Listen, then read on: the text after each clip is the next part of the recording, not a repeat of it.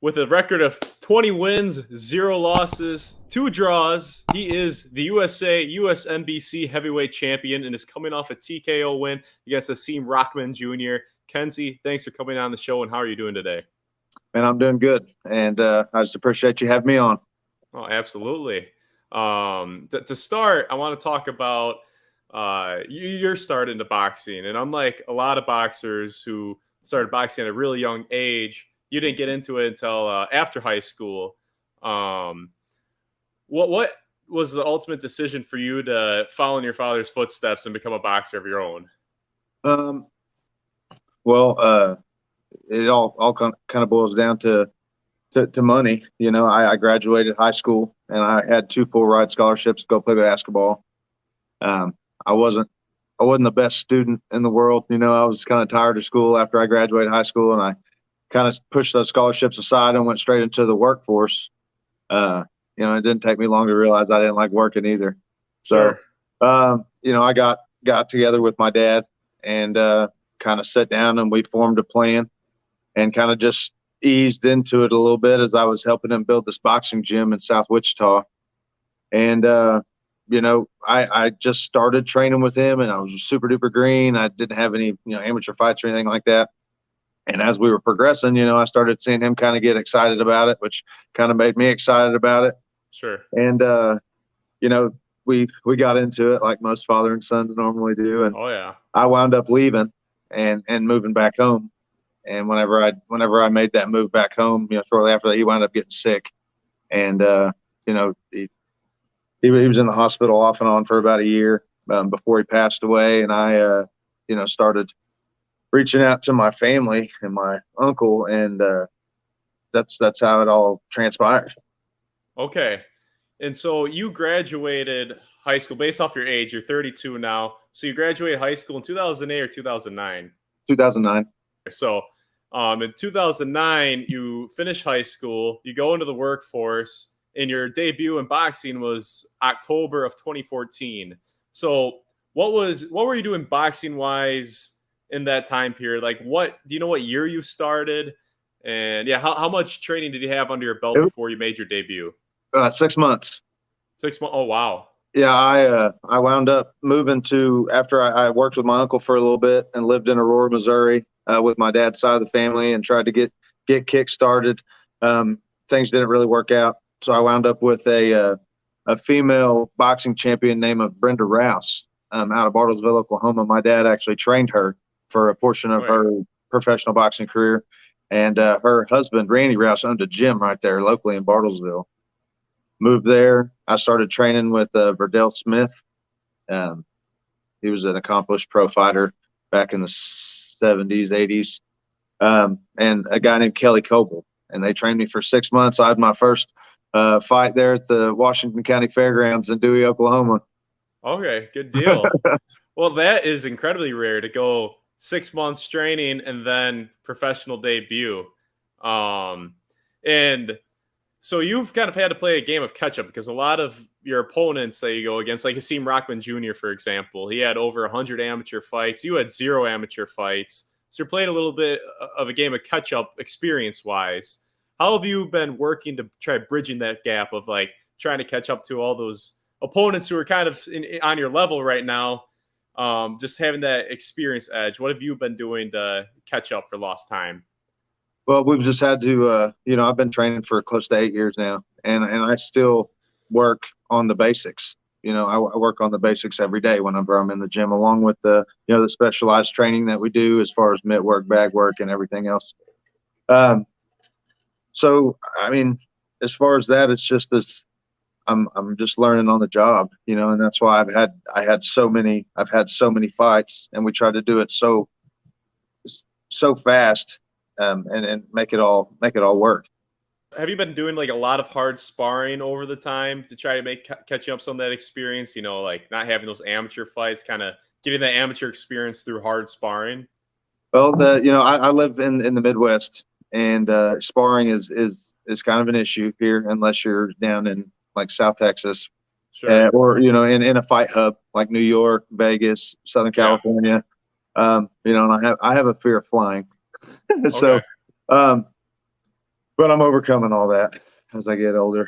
Anyway, the sparring that I've done here has been with a lot of heavyweight amateur guys that are a little bit younger, a little bit greener, but are in great condition. And my trainer has found ways to make it difficult for me, to push myself in different ways, keep me uncomfortable, but trying to teach me to be comfortable while I'm uncomfortable, and basically doing all this hard sparring with these amateur guys, dead tired, So, I mean, he's found ways to make it work. And then, outside of my last fight in Vegas, that being, my biggest step up, we realized and stepped back to the drawing board, and I need better sparring. So that's definitely on the books to start traveling and look for stuff like that. Sure. Absolutely. And I skipped over something I wanted to discuss with you before we talk about your fight with Rahman in detail. Let's talk about your basketball career a little bit more, because I'm a basketball guy. Tell me about your game a little bit, and what was your position? What was your game like in high school? Well, I was a shooting guard. I was like, 6'3", 175 pounds. I was fast. And to be honest, I don't really know how good I was. I went to a 3A school, and, we didn't play a whole lot of the 4As, the 5As, and we never made it to state. We made it close, but I felt like I was a high school standout in basketball. I think I broke a record or two in high school. But outside of that, man, I played my whole life, and it was just something that I was naturally good at. I just picked up a ball, and the guy tried to teach me how to shoot a layup. I did it, and I just got better and better and better. And the very first year I played, I made the All-Star team. After the first day, I looked like a baby giraffe. So made it through it, and it was just something that I loved. It was a passion of mine, but unfortunately, it wasn't going to pay the bills. After out of school, and whenever I decided not to go to college. Sure, and I believe you're a pretty good dunker back in your day. Did you have a go-to dunk? Oh man, I could do it just about any way besides between my legs. Okay, and that's not too bad. No, that's pretty good. Yeah. Can you still dunk today? Man, I can, but it's nothing like it used to be. Like I said, I was 175. Now I'm like 220. Sure. So that's a lot more weight to try to get up, and I've ran a lot more miles since then. Absolutely. Do we have any footage of your high school basketball? Oh man, I'm sure I got it in a box somewhere. I'd have to dig it out. I didn't know you was going to throw that at me. Yeah, I got to keep you on your toes here. Yeah. Okay. Well, if you do have any clips of you dunking, I would like to see it. I think that'd be cool. All right. Well, if we wind up doing another interview down the road, man, I'll make sure we have that ready for you. All right, that sounds good. Do you play any basketball today still? Man, I play. My stepdad's a coach at a high school in Iowa, Kansas, and whenever I go visit them, I might go play a pickup game with them. But I'm not challenging no one down at the city courts anymore. No. Sure. Okay. Well, I have a challenge for you. If down the road we ever meet in person, would you ever want to get a game one-on-one in for a little content here? Oh yeah, I definitely play you. Awesome. I don't shy away from a challenge. I just said I'm not going looking for them anymore. Sure. Fair enough. Fair enough. See, I'm 6'4" as well, so I think it could be a good matchup. What position did you play? I started off as a guard because I was a really late bloomer. I was like 5'5" as a freshman in high school, and then I grew to like 6'4" my senior year. Kind of right when I kind of physically started developing, I tore my ACL. So I would say I'm a wing now. I'm more of a wing. So all right, well we'd be going head to head then. Yes, sir. So yeah, let's maybe down the road get a little one-on-one game if it ever pops up, the opportunity arises. So cool. Let's get back into boxing here. So having been a standout basketball player, do you follow any other sports outside of boxing? Man, I don't know. Watching basketball nowadays, that I don't play it, and I regret kind of not pursuing it the way that I probably should have. It frustrates me to watch it a little bit. But I am an avid golfer. I golf any chance that I get, and I watch that a lot outside of boxing. Okay, good deal. Who's your favorite golfer? Man, I'm a Tiger Woods fan, even though he's old and he's about out. Aside from that, I like me some Rory. Okay. He's pretty dang good. I like it. Yeah, he is. He is. And yeah, when Tiger won in the Masters in 19, that was unreal. The eyes he brings to the sport is just crazy. It's almost a little witchy, man. I don't know. Some of the stuff he can do with a golf ball and a golf club Yeah, just doesn't seem natural. straight up magical. I mean, and then he's a total rock star. I mean, when he won the Masters in 19, after everything he's been through, the crowd behind him, like on 18, was just absurd. Oh yeah. Yeah, but no, I'm with you. I like it. I like Tiger. I like all the old golfers. I always get fired up seeing like, Phil or whoever do well. Oh yeah. Um, It's a classy sport, and I respect it because I play it so much, and I know how challenging it is. So for someone cool. to be that good at it, it's pretty amazing. Absolutely. So we've talked about you not having the same amount of experience as some of your peers because they've been boxing since they were like 5 years old. They have the amateur career. But I just had on another boxer a few weeks ago named Cornelius K9 Bundridge, and he got into boxing late as well, and he became the oldest junior middleweight champion ever. And he credits that a lot to not having a great amateur background. He had less than 10 amateur fights, and he had phenomenal longevity, like becoming world champion at age 41. Do you think you not having as many, miles on the tires and not taking as much punishment as some of your peers could end up helping you in the long run? Definitely. That's the question to a lot of the trainers have, is how many amateur fights have you had? How many wars have you been in? What have you put your body through already? I did escape a lot of that. And I didn't ever have to cut any weight because I started out as a heavyweight. So I didn't have to go through years and years of trying to make a specific weight and fight multiple times in one day at these national tournaments where these amateurs are, they're fighting their ass off with a hope of going to the Olympics and, for free. Yeah. So that was another main reason why I decided to go straight pros, because I had a guy standing there telling me, you're a little older for the amateurs, and going to the Olympics, the only thing you're going to get, we'll do this test run. If you got it, we'll make you some money while you're learning. Yeah. And, I was like, hell, that sounds great. But back to what you said, I definitely agree with that outlook on it, because I feel like me avoiding and not having to go through 8 years before 8 years of professional fighting, I feel like I might have a little bit more, and I'm not beat up. Yeah. And how long do you want to stay in the sport? Talking about longevity. Oh, well, it definitely depends. I have my own personal goals, and I only have so many years left. I'm 32 years old right now. I don't want to be fighting past 35. But I think that I'm right now between 32 and 35. I'm in the prime of my life, and if I treat my body right and I make the right decisions and I do the right things, I think that I have a good chance to make quite a bit of money and take care of my family. Yeah. So, saying that you don't want to go past 35. So now I was going to ask you about this. Now is really the time to make a push for those boxing goals. Like, now you've got some experience under your belt. You just stepped up in competition against Hasim Rahman. Is now kind of it's now or never kind of mindset right now. Man, this is one last good hard push, for the next 3 years, and just see where I can take myself, and with the team that I have, and hopefully the goals that we have set, that that's going to be in the foreseen future. Maybe it doesn't take 3 more years. Who knows? So let's talk about your last fight against Hasim Rahman Jr. at the Sons of Legends event this past April. It looked like you got more comfortable as the fight went on. Was that a lot of just getting the nerves out of the way and settling into the match? Yeah.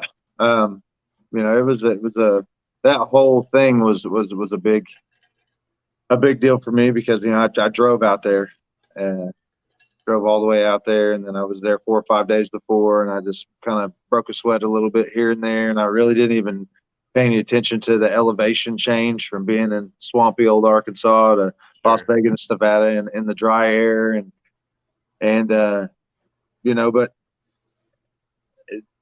as the fight started, I was really amped up and overwhelmed, and I was having a hard time slowing down and try to get in the game plan. And in my mind, he was trying to box me, and he was trying to move, be defensive, and encounter me. and it was hard for me to box a boxer. So in my mind, I was kind of going against my team, and I was just trying to bang it out and hope that, I could eventually wear him down enough to eventually stop him. But then I didn't, like I said, I didn't take into account the elevation, and I kind of got my lungs stretched a little bit. My mouth was open, and I kind of got caught standing right in front of him, taking his shots just to give some of mine. So it was all in all, it was a learning experience for me, learning how to deal with those nerves, learning how to travel, learning how not to be the favorite, and adapting to these things that I got to adapt to and overcoming them, and then just ultimately learning. I feel like I took a lot away from that fight that's going to make me better in my next one.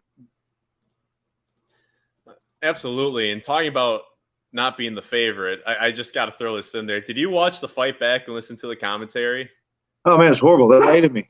Oh, it was unreal. They weren't even subtle about it. They were so biased against you. They made it sound like you just got off the couch and showed up for the fight. Like they were saying, "Oh yeah, Rockman's just peppering him up right now. He's gonna finish him later. He's just easing it into it." I'm like, "What are you talking about?" It was unreal. The bias was in there. They wanted Rockman.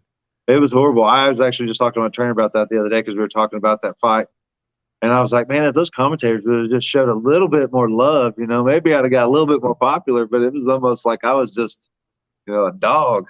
Yeah. Dog kind of. It was ridiculous. Right. Well, I'm glad you got to shut him up, though, because they were like, oh, he's not going to be able to last long. Well, boom, you lasted 5 rounds and you knocked out Rockman in the 5th round. So you got to silence the critics there. Yeah. In very short notice. It was just a few minutes later you got to silence them. So that was very cool. And yeah, so watching the fight, it really looked like Rockman was throwing a ton of jabs, and in those first few rounds, he was landing those jabs, and you were landing a decent amount of power punches too. What kind of damage were those jabs doing to you, if any? Well, I mean, I could obviously feel them, but it wasn't enough that I was just afraid. I wasn't super afraid of him because he was kind of throwing those as setup jabs to set up a right hand or a left hand, whichever way he was facing at the time. He was kind of switching up a little bit. Yeah. And my whole game plan was kind of to throw while he was throwing. We were supposed to box a little bit more than we did, but also throw while he was throwing because, people are vulnerable a lot of times whenever they're throwing punches. And if you have good enough defense, you can throw while they're throwing, or you're tough enough to take their punches while you're letting yours go. That tends to work out. But, as far as he's a heavy puncher whenever he sits down his punches, but the majority of the punches that come that are fast and in combinations are more like amateur style, fluttering punches to set up a power shot. Okay. So it's not like he's loaded in both hands and every punch is hard type thing. But man, whenever he sits down, yeah, he's 224 pounds and he's an athletic guy, and he can punch. Any heavyweight can punch, even if they're tied up. Sure. And yeah, you came out the aggressor on the front foot, but you really came out aggressively in that 5th round. Like you came right to him and you were throwing haymakers. What in that 5th round did your coach say to you in the corner that kind of changed your demeanor and your mindset? Because you could just see something shifted where you were even more aggressive than you were in the first few rounds. You just went after it. I just kind of caught a second wind, and he kind of calmed down and stopped screaming at me. He was kind of just, he works with me every day. We're together every day of this training camp and going on and going on and going on. And, he knows what I'm capable of. And I do this stuff in the gym and I do this stuff in sparring. And then I get in a fight like that and I do the complete opposite of what I'm supposed to be doing. So he was frustrated along with me being frustrated and me trying to calm down and adapt to things. But he slowed down and he started talking to me. And, he was just like, man, if you're going to throw these punches, you need to pick them better. You need to pick them better. And sure. I was like, okay. So, I caught a second wind and he calmed down. I calmed down and we went out there and I started placing my shots a little better instead of just swinging. And, I got lucky and I caught him. I like it. That's a humble answer. I personally disagree. I don't think it was luck. Well, no, I mean, I was aiming there, but I just got lucky and caught him, Yeah. Fair enough. But And I one other thing is I disagree with the commentators once again when they said it was an early stoppage. And the reason why is because I think that's when boxers really get hurt. Is you get a tough guy, Rockman's a tough guy. He'll keep on fighting even if it's not for his own good. And one of the announcers literally said, he said, "Oh, he's not okay. One more punch is going to finish him. You start laying it on him, then That all was of a Roy sudden." Jones. Okay, that was Roy Jones. Yeah, he said, "Oh, he's not okay. He's not okay. One punch is gonna take care of him." And you start unloading on him. You get him with a few shots. The ref gets in between before you put his lights out. Um, I don't think it was a early stoppage. Do you think it was an early stoppage? I think that as it was going, and he was still hurt. He was trying to fight back, and he was trying to, he was kind of trying to straighten his eyeballs up.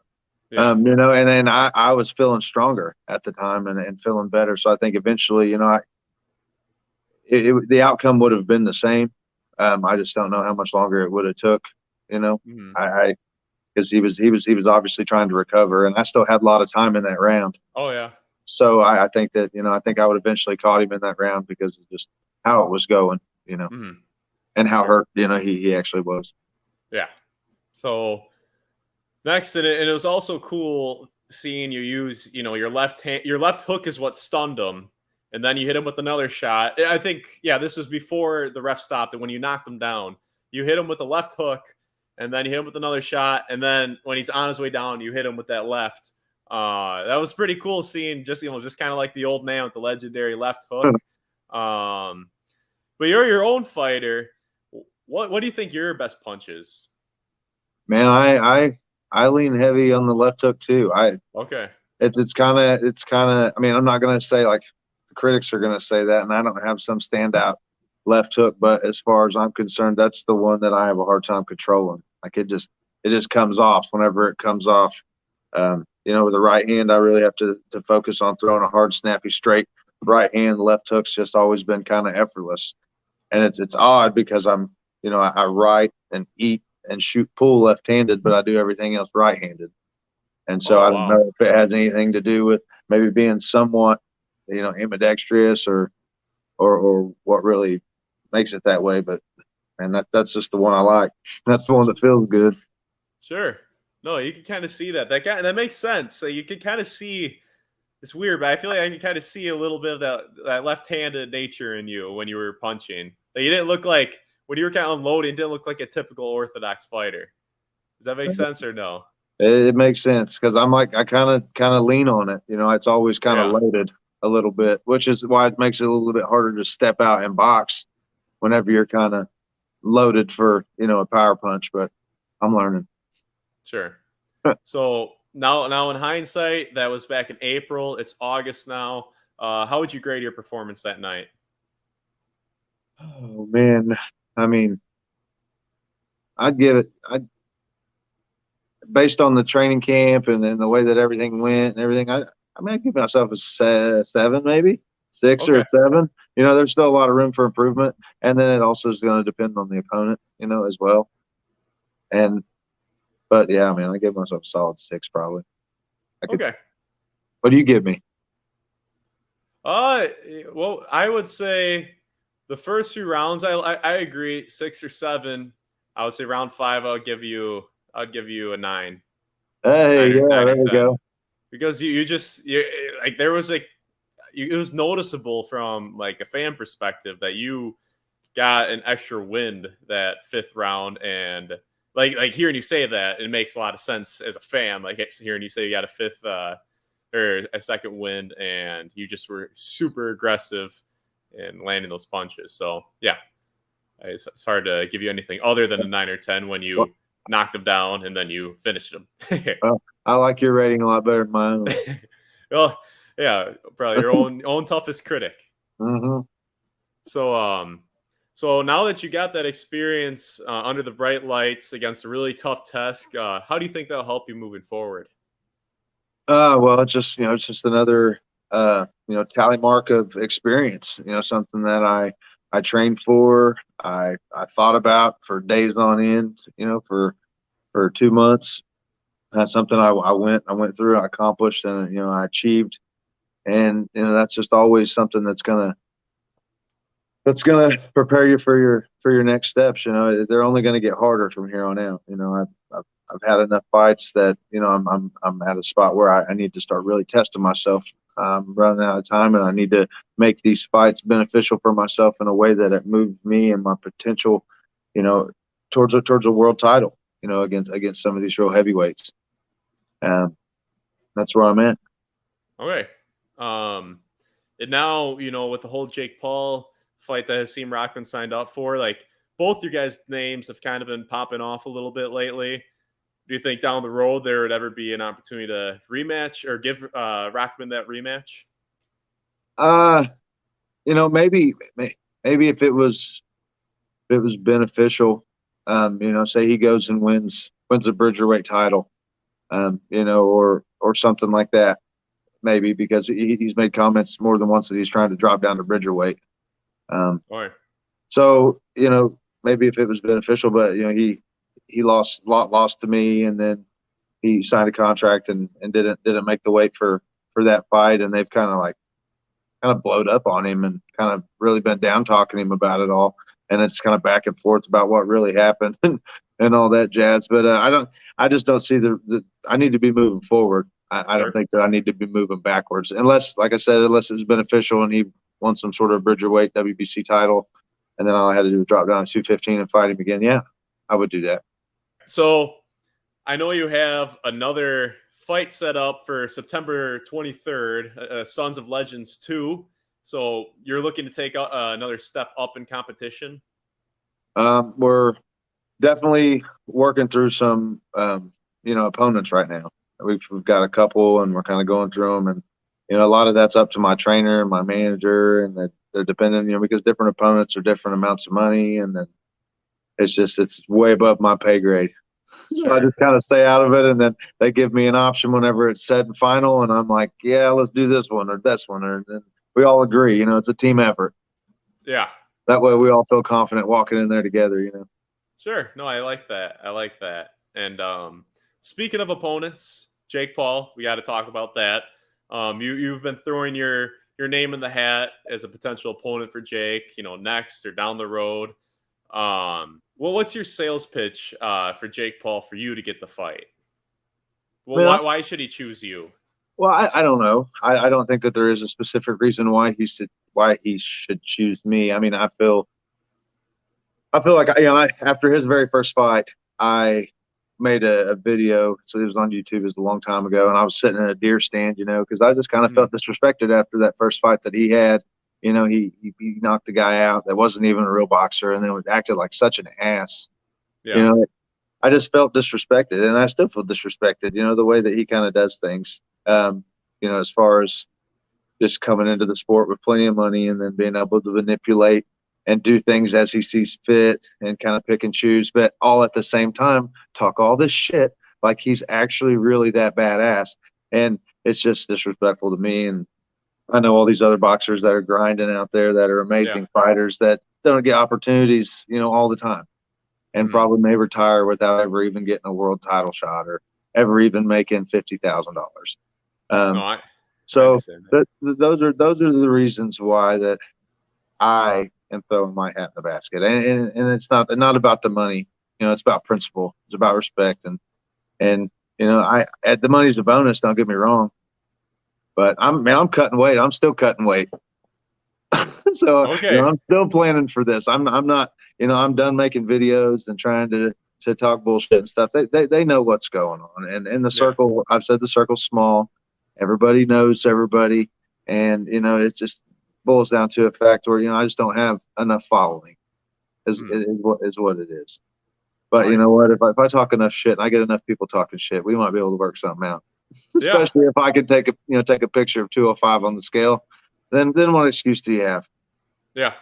So So yeah, I mean, you in that matchup, you have every advantage basically in the sense that, you know, experience, size, length, reach, you know, the bloodline.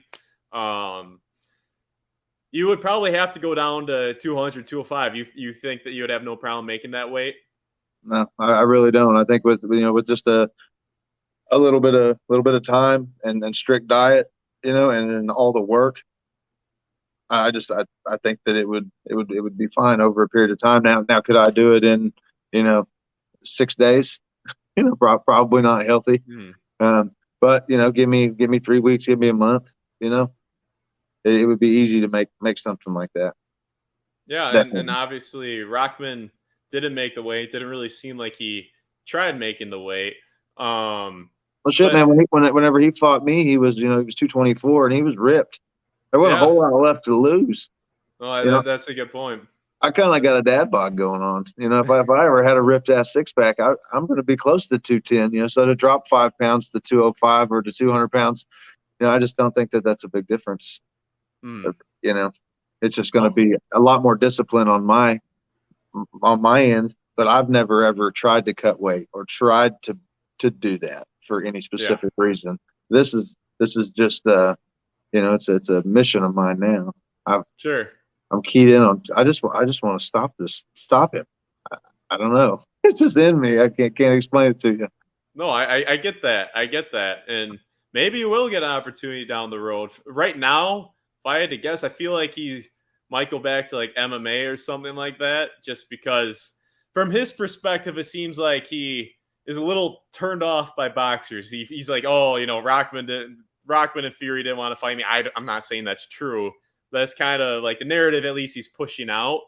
Yeah. But who knows? I mean, if you show that you can get down to that weight, if I just you can't you think of keep on anybody. winning, I can't think of anybody else out there that people would really want to see him fight. yeah, I know, I agree. I would love to see him fight you, and I think that would be huge. That'd be huge, and I believe you would make And the so, weight. But how do you think that Jake Paul Hasim Rockman fight would have went had it went down? oh man. Well, I was obviously pulling for Hasim, Hmm. um, just because of the whole charade and the way that everything's played out. I wanted him to be beat. Um, but I know Jake Paul's an athletic guy. He's got a super fast right hand, and I don't think it's all it's all pretend. I mean, he can punch and he looks like he can box a little bit. And he's athletic, and he obviously tries to get a good shape. So I think it was kind of 50-50. If it would have went into the later rounds, and Hasim got tired, I think Jake was going to catch him. But if Hasim would have used his boxing IQ and all of his experience, that he's had in the ring, and stayed on his bike and was slick on defense and threw punches when he needed to, he could have won. On the cards easy. Do I think he could have knocked Jake out? I don't know, because no one's ever really punched Jake. Uh, we don't know what kind of chin he's got. Sure. So there's just a lot of factors in there that are kind of unknown. But we're trying to find out. Yeah. No, I love to see. I would love to find out. I think that would be a great match. So hopefully that happens down the road for you. So now backing off Jake Paul, uh, let's get talking about you. What do you think your most underrated quality as a boxer is? Oh man, I I don't know. I don't know if I have an underrated quality. I'm not really known for any. I'm not known for really being a big power puncher. I'm kind of more known for being a boxer puncher, someone that kind of moves and stuff. But as I've gotten older, I've gotten a little heavier in my punches and my hands, and I don't know. I don't know if I have an underrated quality, or if I do, I'm not aware of it, and no one's ever really kind of told me that. Maybe my ability to listen sometimes. Okay. And what was your best quality? Oh, I don't know if I got one of those either. I like it. You're a humble guy. I like it. I No, like it. I don't know. I'm just real, as real as I can be. Mm, I don't really lie or anything. So sure. just kind of boring old country boy. No. I respect it. I respect the humility. So what's your ultimate goal in boxing?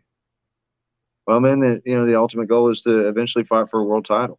Um, as far as like try to be two-time world champion or anything like that, those are goals that are, that they're realistic, but it's not something that I don't know if I'm I'm willing to do. I want to fight for one, and God willing win. And then try to defend it till I lose, and then hopefully by that time have enough money to get out and take care of my family. That's my motivation in all this. Is I got a wife and a son, Mm, and I got a mom and a stepdad and a little sister I'm real close with, and then sure.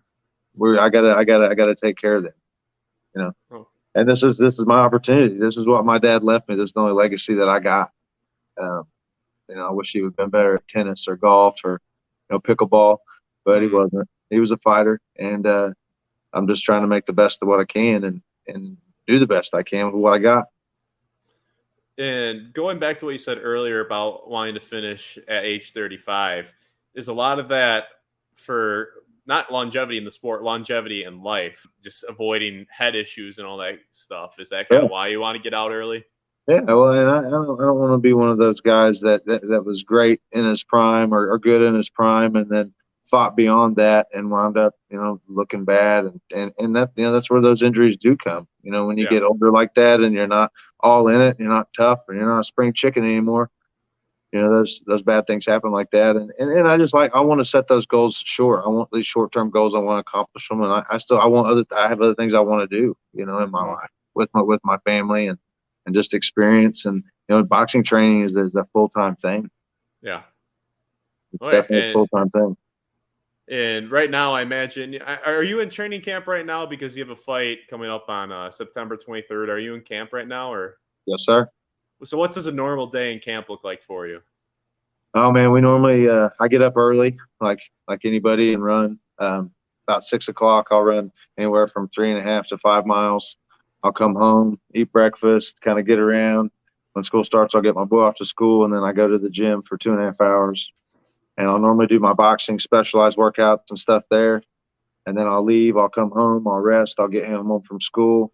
My wife will cook dinner. I'll eat some dinner. I normally have to go back and do my cardio in the evening for another hour and a half, sometimes 2 hours, depending on what we're doing. So that's roughly about 6 hours a day, stretched out with little breaks in between. And then whenever fights get closer, up to like 3 weeks, we go to 2-a-days where we just do a long morning, a good rest, and then a long evening. Sure. Instead of three shorter workouts through the day, just to kind of stay active and keep moving, man. Sure. Okay. And next I want to talk a little bit about the Rocky series. Obviously, your dad played Tommy Gunn in Rocky 5. Creed 3 is coming out in 2023, I believe. Would you be game if they wanted to bring you on as a cameo appearance as Tommy Gunn's son or a role? Would you be game for that? Oh yeah, man, I would love it. I actually a long time ago, whenever they were coming out with, I think it was Creed 2. Um, I don't know if it was like online or something, but I somehow applied, and they wanted me to send in an audition, and they wanted me to say these bits in Russian, like Russian with a Russian accent, like I Oh, was for Drago's son sure. or whatever, because they didn't really know who I was. And I was like, man, I can't do that. I can't talk in Russian. Are you kidding me? And then look at the guy they picked. I mean, he was a beast. There Yeah. was no way that I was gonna make that cut. So I was just kind of I'm interested, but I Yeah. would have to be like one of those things where I'm like I'm playing me or playing someone like me, or Yeah. my dad or something. Obviously can't be my dad, but you know, it's like his offspring or something. Yeah, and that's the thing is you look just like your dad. It would be kind of weird if you played Drago's son and not your dad's son, you Yeah, know? especially with my bunk ass country Russian accent. Oh, that's funny. And I your dad, I didn't realize this, but I was doing some research preparing for this. He was really young when he took on that role for Rocky 5. He was like 20, 21 years old. Like that's absurd. I thought he would have been like upper 20s. I thought, it was that he was like 19, 20 years old because I was born in 90, the year it was Sure. made. Okay. And so that's crazy. He had already been boxing for quite a while before that. Yeah. Yeah, and yeah, he had a long He amateur was that career old. and He then was an older soul though. Like he grew up sure. way faster than. most people his age, just due to his upbringing. He was kind of forced to take care of himself at a younger age, and he Sure. was a lot older than what he was. So now moving on to the current boxing scene, I have two quick questions for you. What do you think about this upcoming Usyk-Joshua rematch? Who do you think gets the win there? Man, I'm pulling for Usyk. I've been an Usyk fan for a long time. I'm also a Lomachenko fan, and they kind of train together, and I like their style, and I just like the fact that he's a smaller guy and he's come up in weight and he's not really messed up about fighting bigger guys, and he's really good at it. He's a good defensive fighter. He's sharp and he's smart. So I hope that he pulls it out again. I get that, but for me, selfishly, the watching a potential Joshua Fury rematch, or not rematch, but that match happening, because that's been talked about in the past, and I don't know if Fury will fight Usyk. That's kind of why I'm leaning Joshua. I have no horse in the race, but kind of like I'm leaning Joshua just so we could see that Tyson Fury Anthony Joshua match. Yeah, man, I don't know. I think that would be a kind of a boring fight. I think Tyson just boxed him up. Yeah, I think so too, but I want it to happen. Yeah, I definitely want to see it. Yeah, no, I agree. I always say on Fury's worst day, he doesn't lose to Ruiz. No disrespect to Ruiz, but on Fury's worst day, he doesn't lose to Ruiz, and I don't think he loses to Usyk either. In my opinion, Fury's on a different level. And where do you rank Fury historically, like all-time heavyweights? Where do you think Fury is? And he's definitely in top 5 for sure. Yeah. We gotta go with Marciano, Ali, and then I gotta put my dad in there. Joe Frazier and Tyson Fury. Those guys that stick out, that have in their generation or their decade in the ring or whatever it is, reigned. He's reigned all by himself, and he's beat everybody that everybody thought was unbeatable. That's the definition of great. That's what puts you up there, on that list with those guys. Sure. No, agreed. And agreed. in my opinion, I know there's also other things, but opinion. I'm with you. I'm giving him top 5 spot, 100%. When you say all time, it makes it a little tougher. Oh, I yeah. could say right now, of course. Yeah, number 1. Yeah. Do you think if Joshua wins, he'll come back and fight one more time? Yeah. I mean, why not? Yeah. I mean, whenever you're making, it's hard not to come back. When every time you step in the ring, you're making millions of dollars. Yeah. I mean, and you're good. I mean, he's good. He's just fighting against people that, are better. Mm-hmm. Or, if not better, just better on that day. Hell, he may come back and he may wax Usyk this time. We don't really know. And then boom, he's back on top. And then he's going to want to keep fighting. Yeah. But it's hard to tell. It's weird how these fights work nowadays. They're stretching them out so far. Yeah. And, it's hard to kind of speed anything up. They're kind of putting a lag by picking and choosing and working these contracts and all this money and then dragging it out, that it's lagging everything behind it down. Sure. A little. So, I just wish that it would speed up a little bit and they would just all fight each other and get it out of the way. And then, whoever gets the belts, and we can move on. I agree. There's way too much politics in boxing. So, all right. Well, to finish this interview off, I have a rapid fire round. So all you have to do is just try to answer these questions as quick as you can. It doesn't have to be, perfect, but just in a timely manner. Okay. You ready to roll? Sure. So, 1, will we see the mullet again? Man, I'm growing it right now. Okay, there we go. I like it. And then, will we see the American shorts again? I'm sure. Yes, in the future. Maybe for a big event? Yep. I like it. What's your dream matchup in the ring? Me versus Jake Paul.